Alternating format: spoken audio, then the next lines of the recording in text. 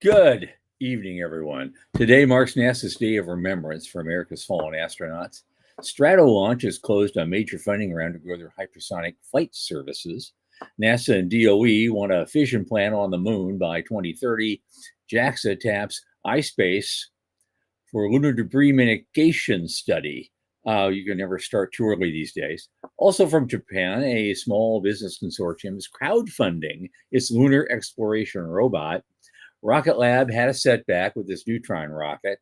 Interstellar raises major funding to expand its launch and satellite business.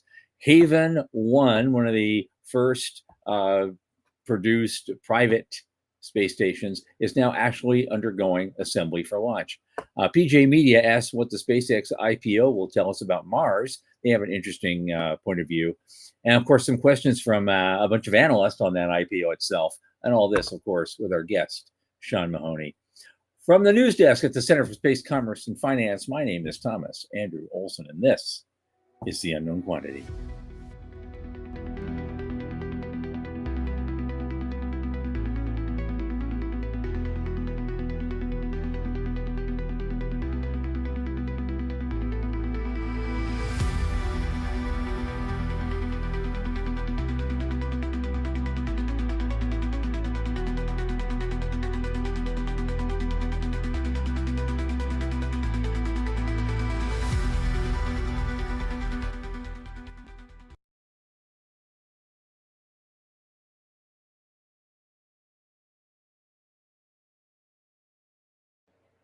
Of course, as you know, this podcast is produced and funded by the Center for Space Commerce and Finance. And what is the center? We champion and strengthen emerging space startups and space adjacent enterprises worldwide through advisory, access, and advocacy. Our pitch events and world-class boot camps fortify startups to be better investor ready. And a lot of our work, especially this podcast, is supported by our listeners and fans like you. So remember, the center is a 501c3 nonprofit. So if you just go to our website, cscf.space/support, click that donate button and drop something in the tip jar. Thank you all so much for your help. Now, my oldest space friend, Michael Lane, is here. Michael, come on in, man. Hey, how you doing, man? I'm good. I'm good. Good. I struggled to make it. I had a meeting for NSS, so because we're doing the business track at ISDC. Yeah. I haven't been in one of their meetings for a while. I figure I better show up and wave the flag a little bit. Nobody had a question for me. Nothing. I just sat there and says, "Well, okay, I got to get back and do my show now. See ya." Peace out. Right. But while we're talking about that, let's plug ISDC and what we're doing there. Absolutely. We got three things going. Yeah. ISDC. We have our second annual, which hopefully be an annual event, our 2-hour live podcast, which is actually a lot more popular than I thought it would be, doing it at the last minute. Well, we're on the schedule now. Right. We're going to fill that room, man. We're going to fill that room. But also, we have a full day business track on Friday, which is June 5th, I believe. And that runs from 10 a.m. through 6 p.m. And we're going to have a lot of great people, some of the usual suspects, some of the guys you like from the show, apparently, including our own Michael and Joe Luttrell, and who's going to be on next week. And a lot of other interesting folks, Kamisha Simmons, a lot of other people that have been doing some really great work. And it's going to be fun. And just before that, on that day, I have been tasked to do a panel on the main stage for the first time ever. All the years at ISDC, if I get the main stage time, I'm hosting a panel on entrepreneurship and investment, and Dennis Stone will be there, and Roseanne Healy from Australia, and I've got some other folks I'm looking at. They've gotten the invitation, they haven't gotten back to me yet. That's still January. You know how this shit goes. The only thing I'm concerned about is make sure we're nailing down everybody we have for the business track itself, because those things, the bios and the abstracts, that has to be in by April 15, so you can so we can get in the program guide. And on the website. And also, if you're going to sign up for this conference, you should sign up before April 1st before the prices go up. So it's nss.org. You can find they'll have a big thing on ISDC. It's right here on their webpage. Boom, done. And you can get that there. And we spent way too much time on that. And and I said that Joe Bistrito's here. Hi, Joe. He's already making a comment. He says Blue Origin to reuse its booster on NG3. Cool. That's awesome. That is really good. Very good. Morty's here. Hi, Morty. I want to do a special shout out to Jason, who is our very first ever behind the scenes fan that wanted to just see how the sausage was made. So great having you there. Okay. Yeah. That's cool. But he can't. But see, now he's in the same position I am. Right. He can't comment. Sorry. You know, that's the price you pay, Jason. So good on you. I got you for being here, and thanks for coming. Yeah. Okay, let's get to it because we have a lot of stuff to go over. I want to get Sean in here as quick as he can. He's got a lot of great news today. I just wanted to say, it's very, very quick. That first link, NASA did a press release today. And I guess this is the day. It's like the third Thursday of every January now. They do a day of remembrance that honors our fallen heroes of space exploration, including Apollo 1 and the Challenger crew and the Columbia crew. Yeah. And there's a lot of people. There's a lot of other people from those like Gemini days who never made it into space, but also died in training. You know, Ted Freeman, Elliot C., Charles Bassett, and C.C. Williams come to mind. That's from my personal memory because I was there. I was a kid, watching this thing, so I still remember it. But there might be more that I haven't heard of. But this is the day to remember them all and to pay homage to their lives and their sacrifices. I also have an interesting tidbit for that. And I'm really talking to one person in the audience, Morty, but I'll tell everybody the story. It was the Columbia crash that started the rift between Edwards and I and how we were going to fund the space elevator story. And a personal story is I got to go and see the Columbia crew training in the neutral buoyancy lab down in Houston before they flew. We got the press kit. I got postcards and peace signs and signed autographs, and it was a real deal. So when they died, it was a gigantic shock because I was watching it happen in real time. And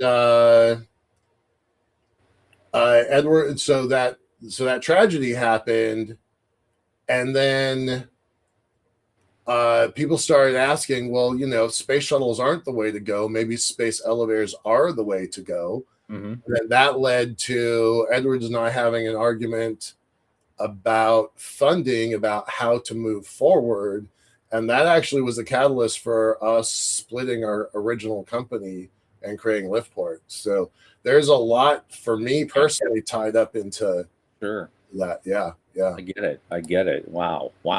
Okay. But we got to move on. God bless these guys. Got to keep them. Rest in peace. But it says it's space and money. Stratolaunch secured major funding to scale their hypersonic flight services. Now, I don't know about you. I don't know what you think about this. I know I hadn't heard anything from Stratolaunch for a long, long time. That was kind of a spin out from Virgin Galactic a long time ago. And I know they struggled. They ran out of money for a while. And now apparently they've grabbed some major funding they've pivoted to hypersonic stuff. Yeah. And they gotten some major funding. They didn't tell us how much it was. No. Interestingly. Right. Okay, but they're an interesting, they're a zombie project, somewhat like my elevators, in that they were funded by Paul Allen. When Paul Allen died, they're a local Seattle company. When Paul Allen died, his sister wouldn't commit more money to his space projects. So all of his advanced technology space projects withered on the vine. And we thought Stratolaunch was long gone.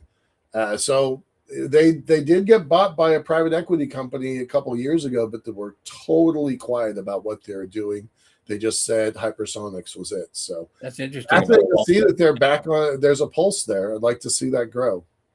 Well, interesting about an aside about Paul Allen. It just made me wonder what happened because he also owned a piece of the Portland Trailblazers. Sure. Where did that go? His sister Jody was pretty notorious about trimming the tree, so to speak. Uh-huh. All the projects that he had that were kind of science fiction related. So he built Seattle's what's now called the MoPop, Museum of Pop Art. Used to be the Science Fiction Museum. Used to be Music Experience Music Project. All that got cut. And his space stuff, his AI stuff is still thriving because it got extra money from other places. Sure. So he has an AI center, and his biotech group that I can't remember the name of also is thriving, but it also got money from other places. So those are the only two tech things that he built that still exist. He built a museum of computer science here in Seattle. It's been long gone. Yeah, his sister was pretty ruthless, but the things that made money, like the Trailblazers, I think she hung on to. Yeah. Okay. And all the real estate in what's called Seattle South Lake Union, that he owned all of that real estate, and Amazon has bought all of it. Meta, Facebook, Google, they're all clustered down there. They have made so much money on their real estate. It's boggling. So she's doing fine, but Stratolaunch, I'm really surprised they still exist. Yeah. Okay. Yeah. Moving on. Very quickly, NASA and DOE now plan officially to set a goal to put a fission power plant on the moon by 2030. Finally. I know. Right? I did. Yeah.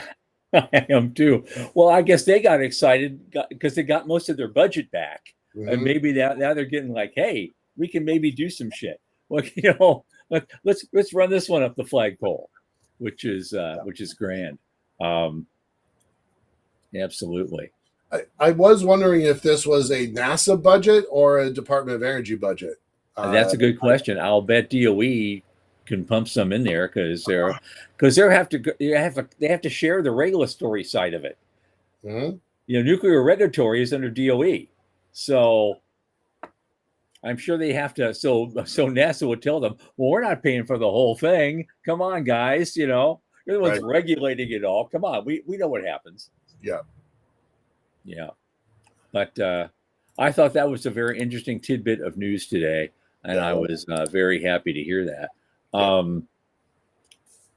Maybe we can talk to Sean Mahoney in a minute about some of the executive orders that came out of the White House recently and how that impacts the foundation. Well, we're gonna talk about, because I was on one of these things just the other day, space policy town halls. They've been doing a bunch of stuff. That's one of the reasons I wanted to get him in on this, because there's some interesting stuff coming out of those things, and I wanted to talk about them. So we'll get there in a few short minutes. Yep.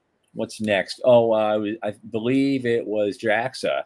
JAXA tapped iSpace for doing a study, ready for this, about lunar debris mitigation.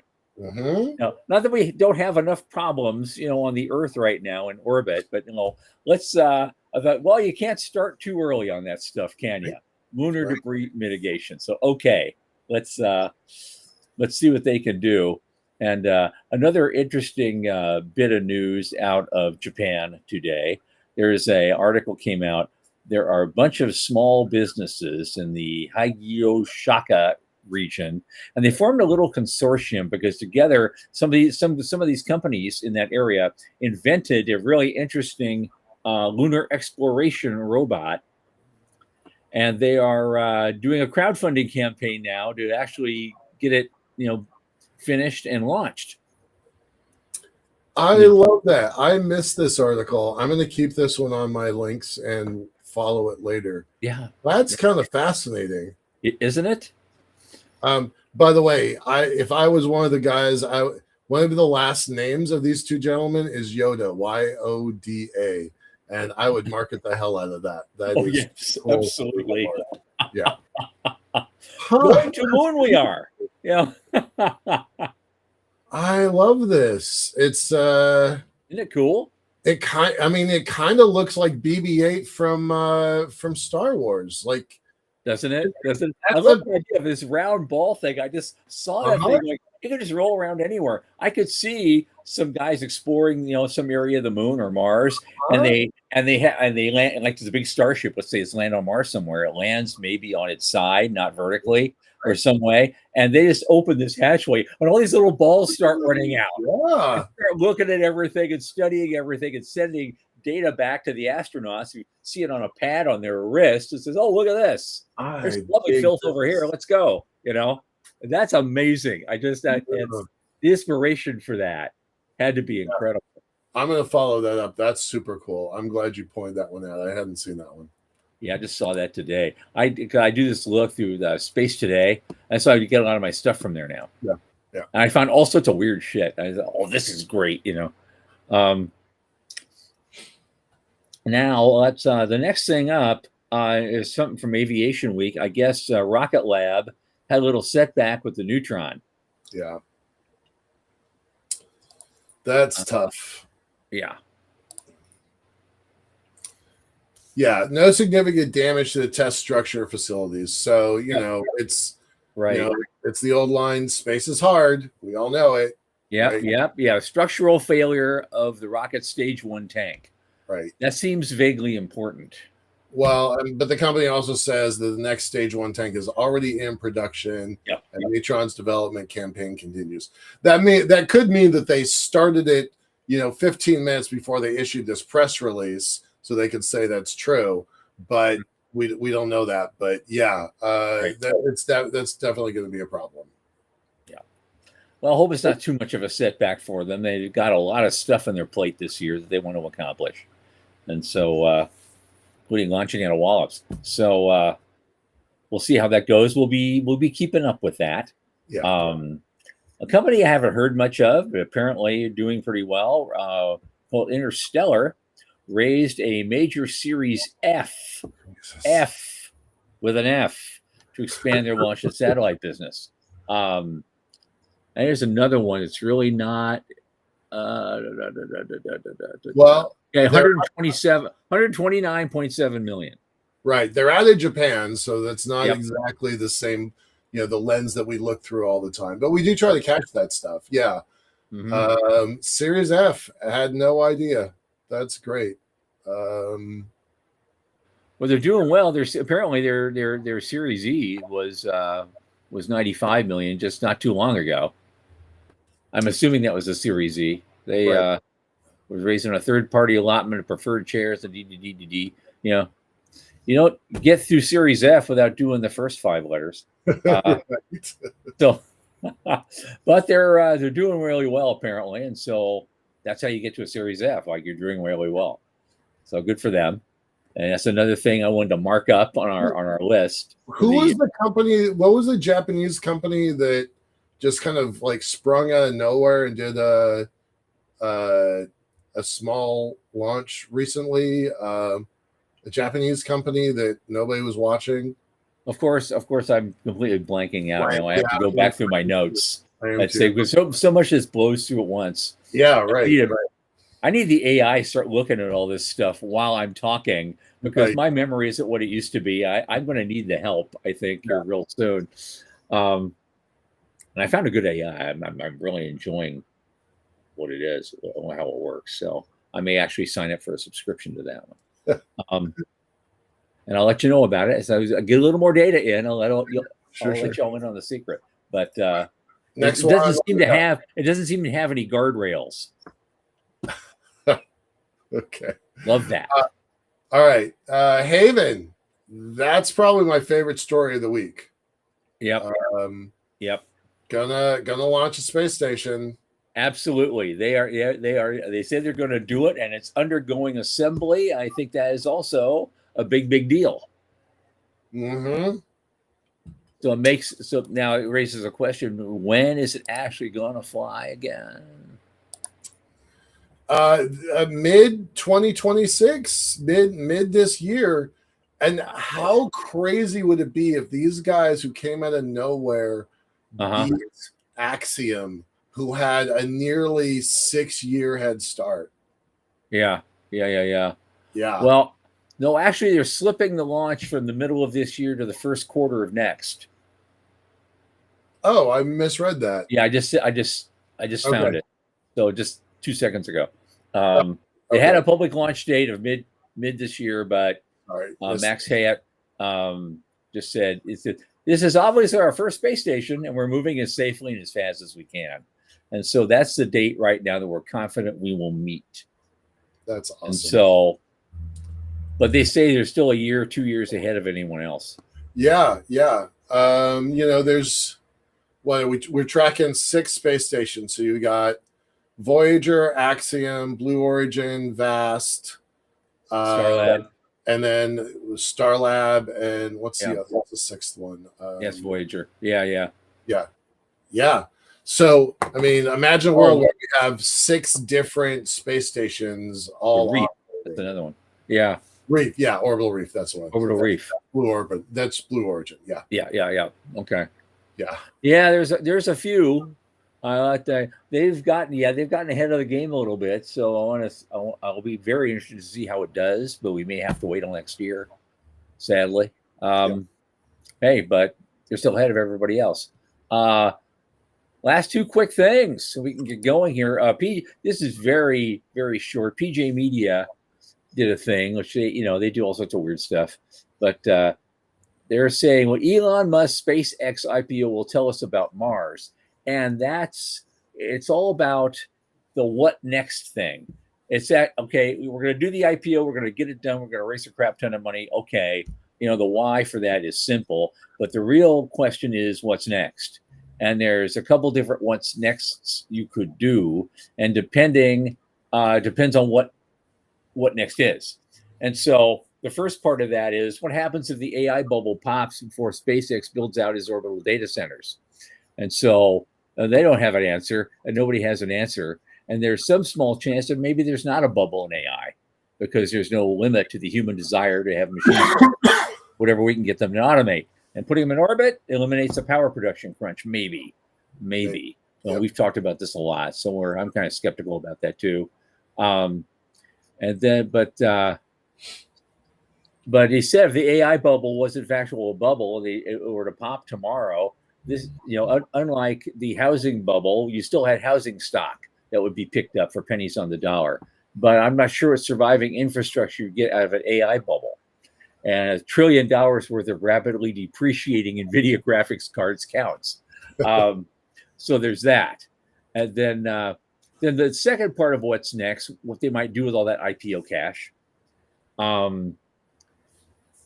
is to kind of hoard the money a little bit and do something and be more serious about Mars.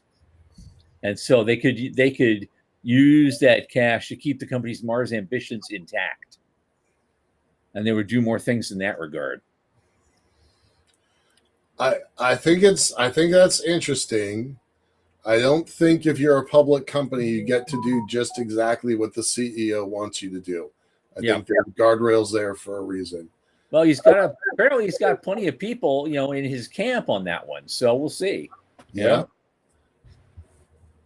And this last one we can't possibly go into in the depth that it deserves, but I just want to put the link out there for everybody. Right. Because it's a big issue. They have a big panel of people in the industry, in the investment industry, and so they're talking about all the key questions for that IPO. It's an analyst roundtable, and there's some interesting folks on there.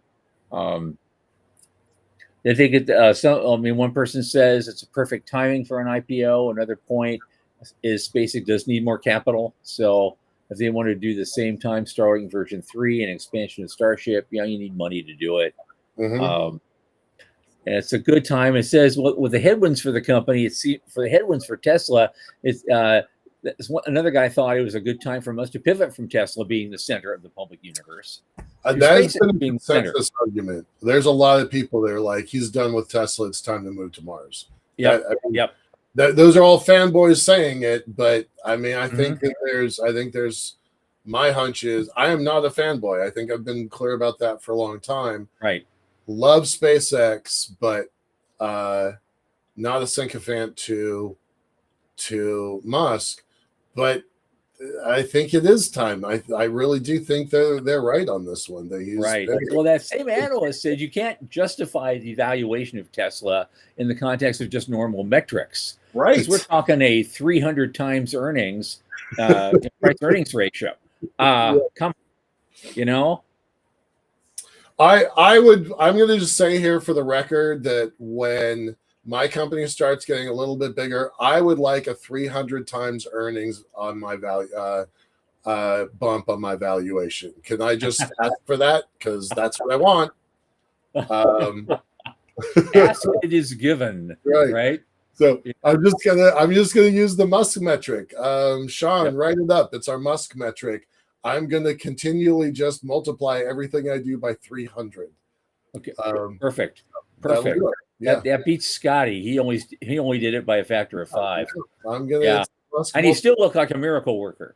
Right. Yeah. No. There you go. Multiplication. That's what I'm doing. All righty. We have a great guest tonight, and let's get him on here. He's Sean Mahoney. He's executive director of the Space Frontier Foundation. They've been doing a lot of great things lately, and we're probably not going to have time to fit them all in. But let's fit Sean in right now, and so and put a quarter in him and get him yammering. Let's do this. Sean, how you doing, man? Good to see you again. I know you're back. I want to start out. I know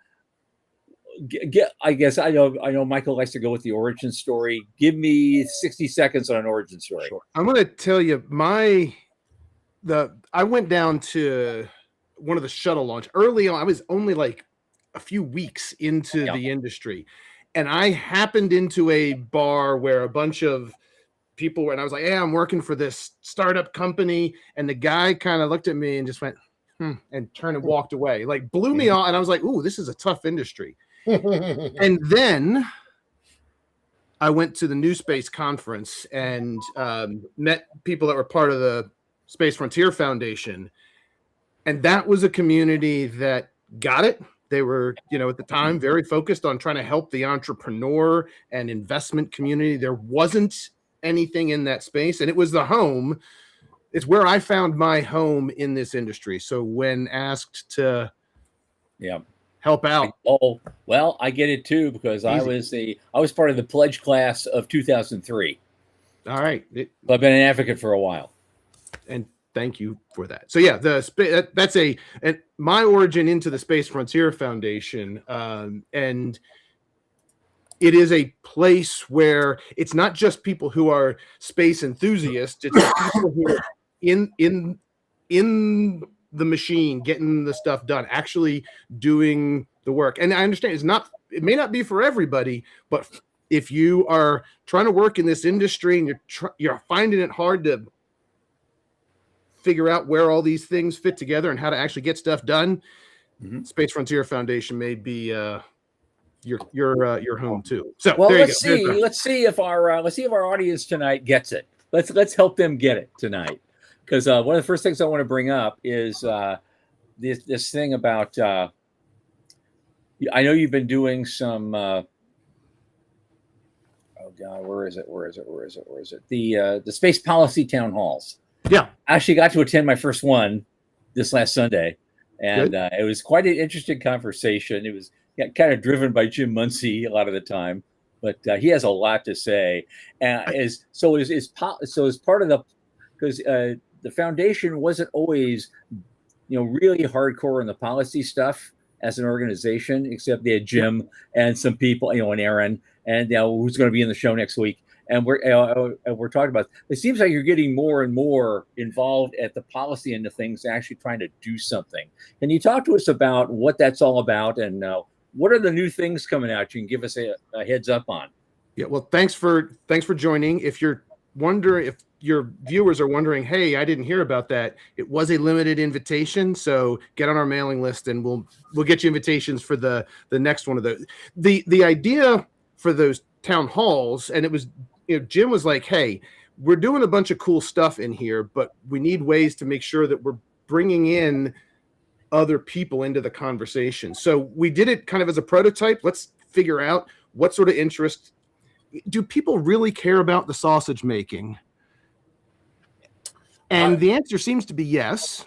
And so we want to make sure that there is some way for people to figure out what goes on behind the scenes, because policy and politics drives a tremendous amount of this industry. And if you've come out of school with an aerospace engineering degree, you probably don't have aerospace history, and you sure don't have aerospace politics. And so this is a way for us to try and reach out and make sure we're sharing some of what's going on behind the scenes. And as much as I love our space press, they can't cover things at the real depth. So yeah, Jim's one of the experts, Aaron's another. And so the policy team has been working and expanding what we've been doing, trying to make sure that we are a credible, neutral source when folks in DC are getting stories from companies, not only big aerospace, but also, startups, and we can answer some questions and be a source. We're going to be a big proponent of space utilization for the benefit of all mankind, but we're not going to just be pushing a particular company or just pushing a particular, I'm not going to say, we're not going to go lobby for elevators. We're not going to go lobby for small launch, but we can go up and be a credible source to folks that are trying to figure out what policies should be put into place. So that's kind of what the policy team has been doing. We've got the annual March Storm that we do with the NSS and Alliance for Space Development. And I came to my attention, I had posted something, a year and a half ago, basically saying we need the same rigor that our engineering minds put to design of spacecraft. We need to put that same rigor into our policy and politics. Mm-hmm.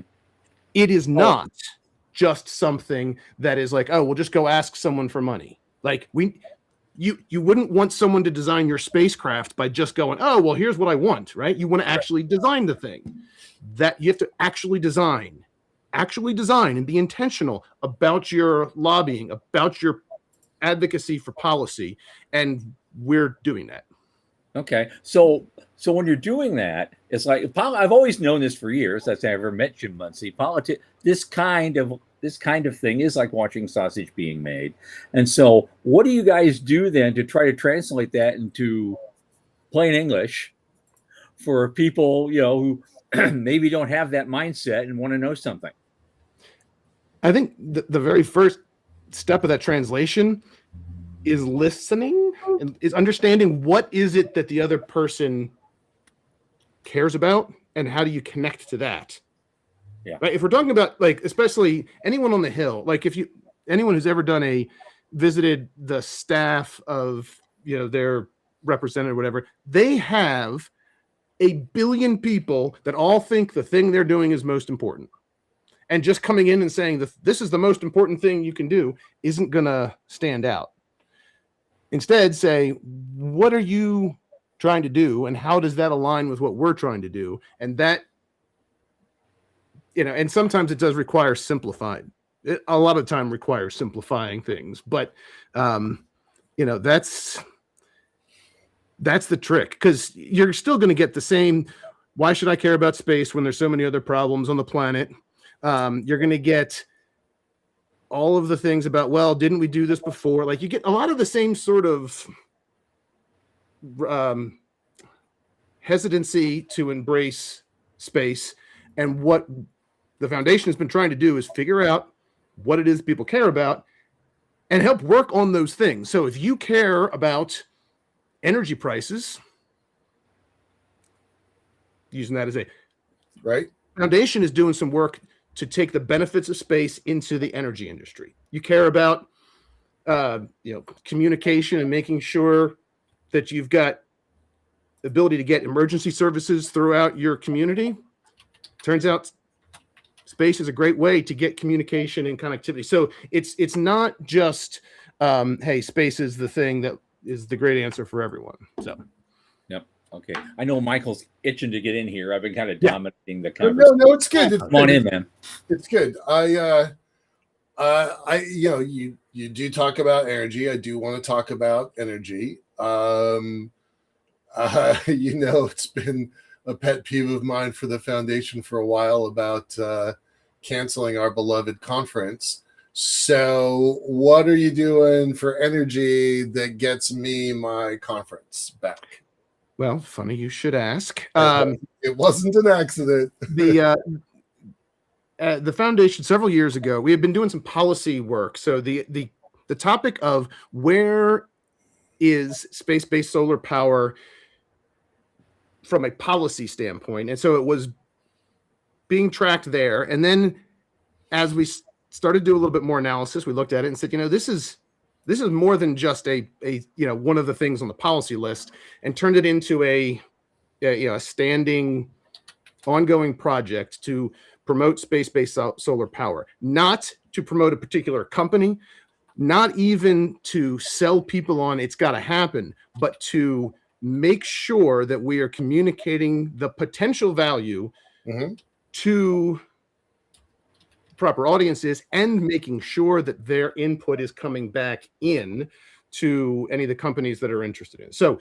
there was an International Energy from Space conference we've participated in. We helped at the organization of this year's, and at the end of that conference, the organizer, who had done a phenomenal job, announced that he was actually joining a new startup in the area, and the foundation was handed the baton now to take the Energy from Space conference and that mission and carry it forward. So we're kind of operating as a prototype of what might be the Future Industry Association, but we're kind of the advocate now. And so we are right now in the planning stages of a Energy from Space conference, trying to figure out where that next convening of people that are interested in this, and also taking all of the information and the expertise and the demonstration and all the rest of it, taking that out to other energy. We're in the process right now of offering basically a module of energy from space that can go to different conferences, and we can bring all the programming to do a whole segment, right? And bring in something. And look, I want the people who are going to say, but what about? Right. Yep. Sometimes we don't want, we need to just be able to go and be amongst the other believers. But in order to convert people, we have to be willing to go out and take the punches and not be defensive, but just say, that is a thing, and we're working that. What do you think? So anyway, that's you may see before there's another new space conference. You may see an Energy from Space conference. We, of course, will be doing March Storm. The big question, and this is a challenge for a lot of nonprofits. You work off of volunteers, and it saves you money, but it costs too much. Right. Right. And so I have developed the reputation. Any event that we want to do, I say, great. Can we start with it being profitable, and then we'll go from there? So that means there's things that we're not doing. I'm aware of that. but that's how we're going to be able to keep doing the work that we are doing. So there's okay. You wrap new space into space-based solar power, and I'm there. So excellent. And we've been looking at some Yuri's Night opportunities, some other outreach things. How can we take the interest and enthusiasm around this topic and not just be yay space, but bring people together to help know where our community is, and then also take our message out to a broader audience. So okay, so this conference you're talking about, is it definitely planned on a schedule, or you're still developing the idea? It is being developed. We are in negotiations. Last 2 years it was in London and then south of France. Mm-hmm. It is an international conference, and so we have already received interest from some places that are outside the US, and we're just trying to make sure we can put all the parts and pieces together. So I don't have a date or anything to put on the calendar yet, but that's fine. But I mentioned that because I think I have an idea. I want to run up the flagpole with you. So maybe after the show, stick around for 2 minutes. Done. Let's talk about it. Yeah. Okay. So and what's really amazing is I was a convert back to this to the idea about space-based solar power. And people have heard the story. When I got into the industry, I was literally grabbed by the shoulders and steered away from the crazy space-based solar power, because amongst the crazy space people, they were the crazy. And there were probably some other. I didn't say it, but things change, and so my mind was changed when I looked at changes in cost of space, changes in cost of energy, changes in needed growth of energy, and transmission issues. So those are the things that kind of moved me, and I was like, all right, this is the thing that should be this should be part of the conversation. If anyone is looking at future energy planning and doesn't have this in the mix, they're behind. So and I will tell you, not everyone in our community has been on board, but I will also tell you that a number of people have said, yep, sign me all up. right, I'm changing my mind now. I'm on board with you. And that's great. Like that is phenomenal. I love the people who tell me I'm full of malarkey, and even more when they come back and go, yep, all right, I'm on board now. And look, I'll change my mind again as well. So anyone who's out there who has previously said, oh, this will never work, or cost too much, there's room on the bandwagon if you want to jump on. Okay. I moved from Earth elevator to lunar elevator, but I started on Earth elevator so that I could build space-based solar power. Yep. So that was my starting point. Well, and I've been a known skeptic of space-based solar for a long time, only because there's so many unknowns with it, and it wasn't ready yet. I thought, well, maybe by mid-century we'll have something really cool. Well, you know what? I'm not wrong yet. Yeah, we are halfway to mid-century right now. Maybe on my 96th birthday, I'll finally see something actually fly and work, and I'll be the first guy there going, we finally did it. Yep. Amen. Yeah, I mean, I'm going to celebrate regardless.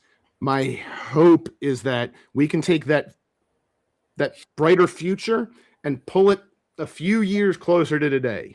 The closer we can pull that bright future to today, the more benefit that we get to bring to humanity. And the more you do that, the better chance I have of actually living to see it. So I'm happy with that. That's fine.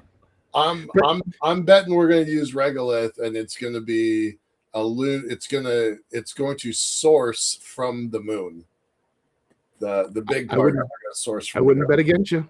Yeah. And the great thing is that there are different markets, and there's different ideas, and there's people that are doing baseload power. There's people companies that are working on spot power, like remote. There's people that are doing space is going to be first, right? Space That's the easiest market.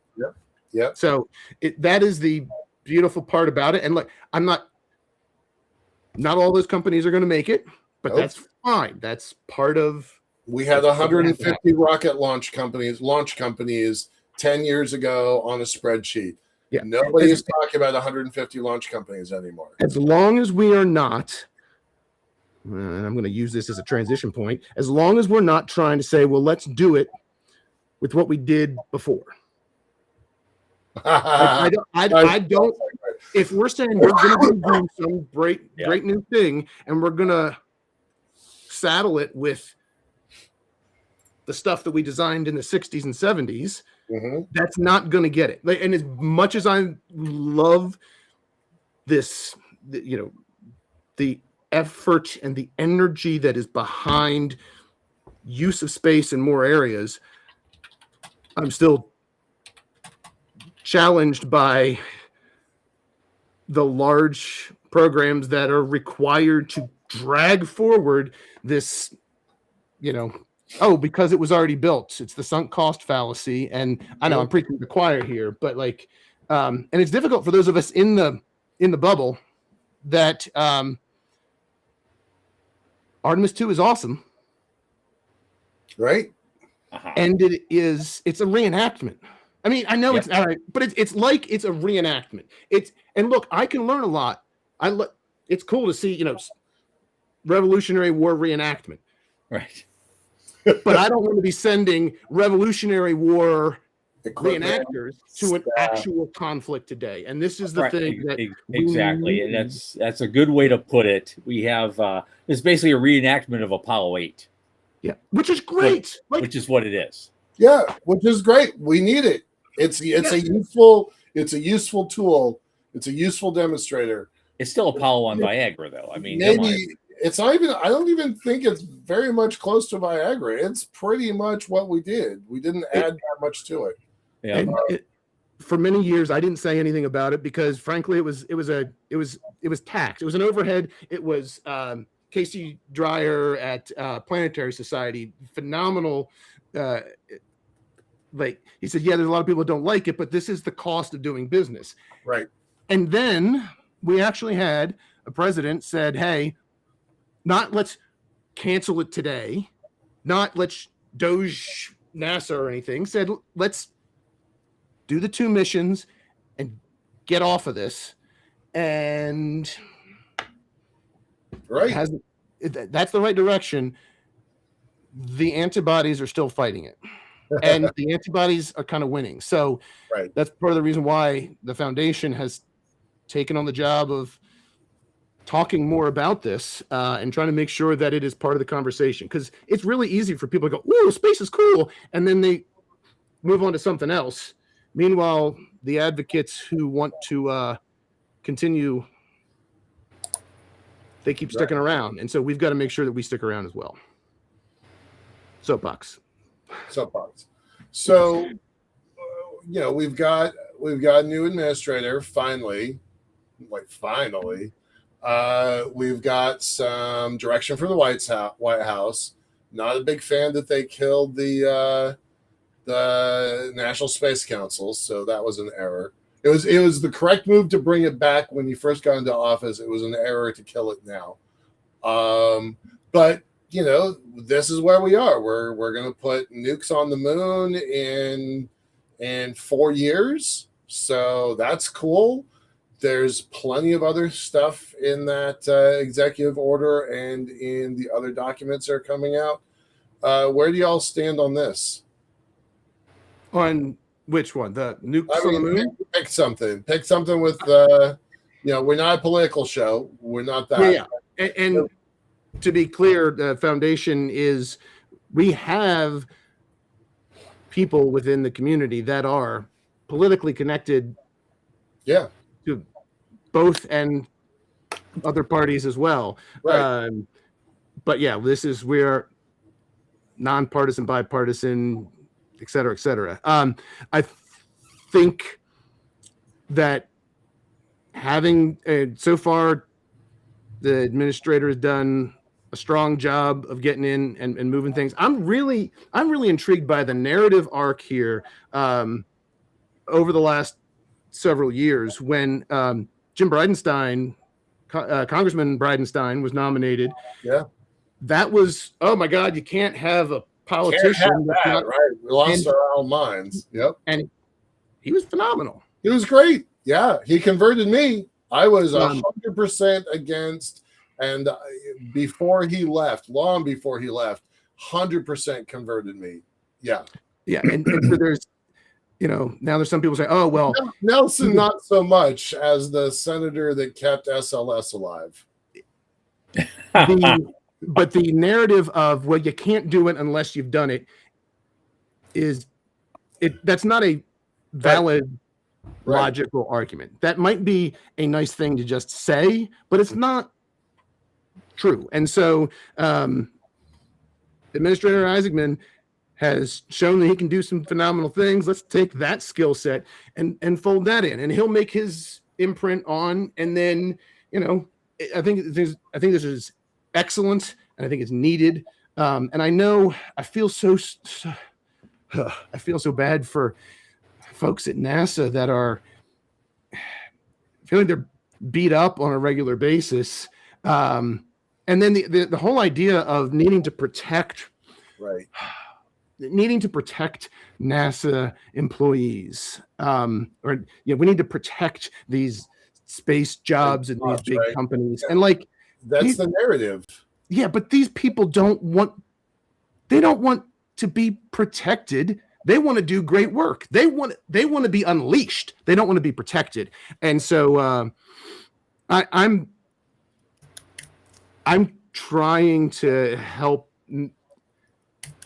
erode some of that narrative of, well, we've got to do these big programs because we've got to protect these jobs. That's BS. These big programs don't. I understand the politics, and that's the way of it. Right. But let's not pretend that we're doing it because these people are infants in need.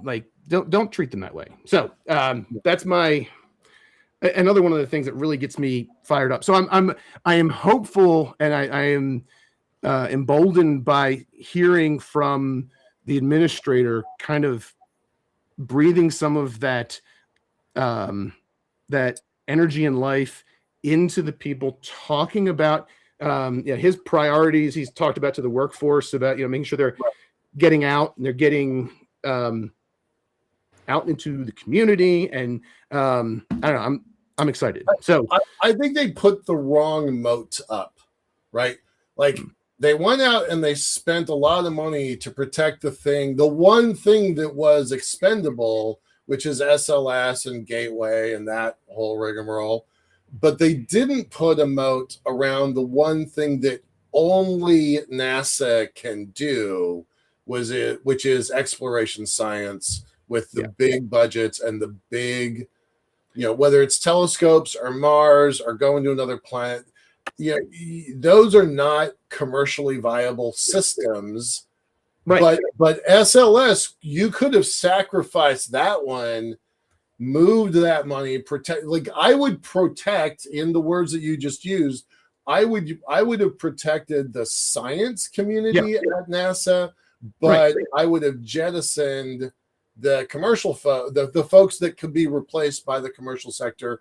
And if you've got NASA cred behind your name, if you got NASA on your resume, you're going to get rehired by the commercial sector somewhere, right? So I think that's a safe bet.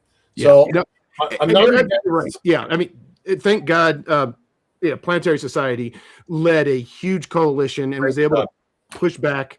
And the cuts to space. Again, that's a. But the damage was done before they reached the finish line. Yes. Right. Let's not overshadow that. Right. Nope. Thousands and thousands of super smart, credentialed, experienced people, and seriously, God knows how much money and equipment was sacrificed before. I'm glad that the Planetary Society did what they did, but they didn't come to the rescue fast enough. And not throwing shade at them, but that rescue mission didn't quite succeed the way we wanted it to. I'd say they did everything and more. Everything that could be done. They did. They did. No question. No question. Not questioning that. But it still took a while. Yeah. And look, and this gets into some people feel strongly about a person or a party, and they run everything through that lens. And if there's a thing they don't like, then they're just going to say no. And this is where my appeal to fellow space advocates is look for the good things that you see coming and be able to talk about those good things, not just why everything is terrible and everything sucks. Right. Sure. But I guess I wanted to mention before I glitch out again is that you were talking about the Artemis policy, and here's what we should do in this. The guy you have to convince on that, sadly or not, is Ted Cruz. He has been becoming the force behind a lot of status quo stuff lately. He has really been running that committee, and so he's the guy you got to convince, and that's a brutal fact. Mm-hmm. Yeah. And I will say here, that is very apparent. And by the way, full disclosure, the Center for Space Commerce and Finance is a Texas registered organization. So please, Mr. Cruz, listen to what we're saying, because we're part of your team, buddy. Listen to them, but don't put money in them just because they're in Texas. Right. So, yes, we are very aware. And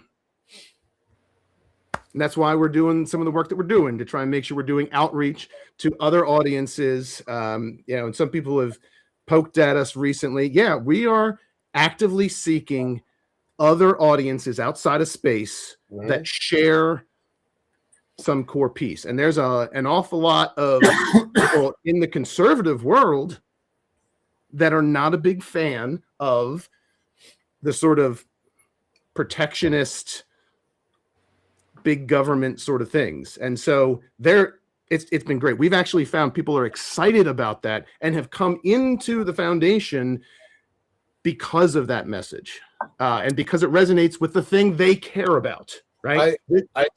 I told one of our regular audience members, Morty, to push the environmental argument, because if we can get access to environmental dollars, there's no project in space that can't get funded.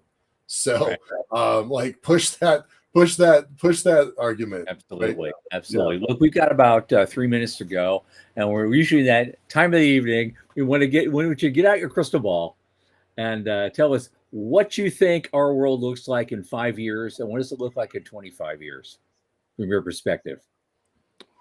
5 years.